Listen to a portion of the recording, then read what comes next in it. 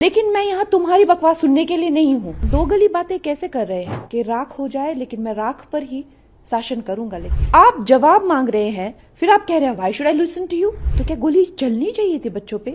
मैं सोच रही हूँ कि ये जो है देश का उपहास वो कर रहे हैं कहीं ना कहीं।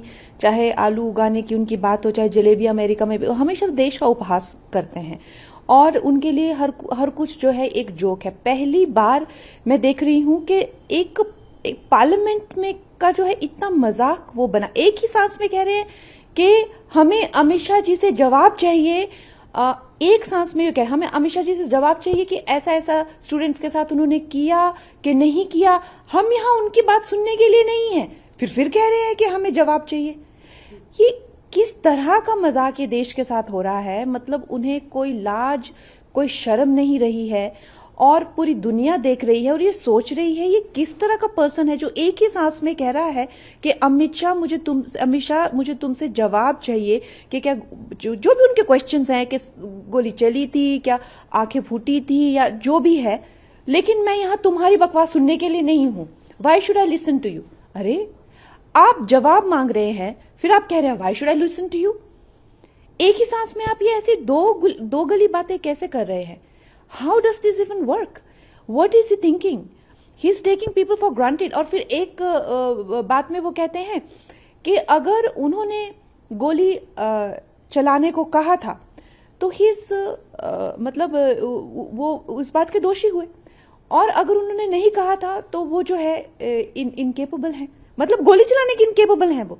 तो कुछ जर्नलिस्ट ने ये भी कहा कि आप ये क्या कह रहे हैं कि इनकॉम्पिटेंट है गोली चलाने के वो, तो क्या गोली चलनी चाहिए थी बच्चों पे?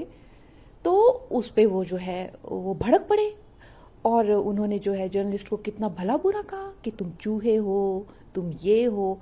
इस तरह से जो वो अपनी भड़ास निकाल रहे हैं और इस तरह से जो वो पार्लियामेंट का अपमान कर रहे हैं, पूरे देश का अपमान कर रहे हैं, देशवासियों का अपमान कर रहे हैं। मुझे लगता है कि उनका जो है ये as a opposition leader I am 100% sure कि उनकी ये लास्ट टर्म है।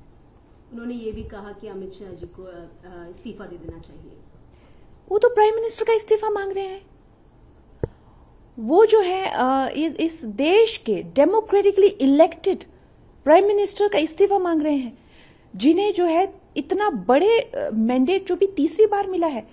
तो वो तो हर एक का इस्तीफा मांग रहे हैं। उनको तो लगता है कि उनके सिवाय इस देश में कोई एग्जिस्ट ही नहीं करना चाहिए, और फिर बाकी जो उनकी करतूत है, चाहे वो सोरोस के साथ मिलकर, चाहे वो इंटरनेशनल शक्तियों के साथ मिलकर इस देश के टुकड़े कर देना, इस देश को कहीं का नहीं छोड़ना, उनका तो सीधा सीधा यही है जो मैंने हमेशा पहले से कहा है कि राख हो जाए, लेकिन मैं राख पर ही शासन करूंगा। लेकिन उनको और कुछ नहीं पड़ी है।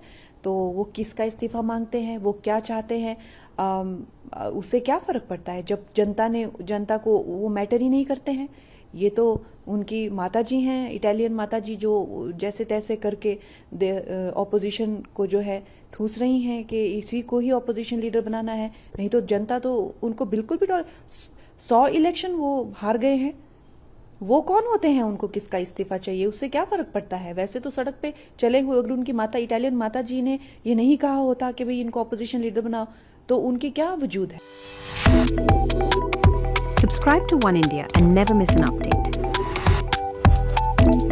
Download the One India app now.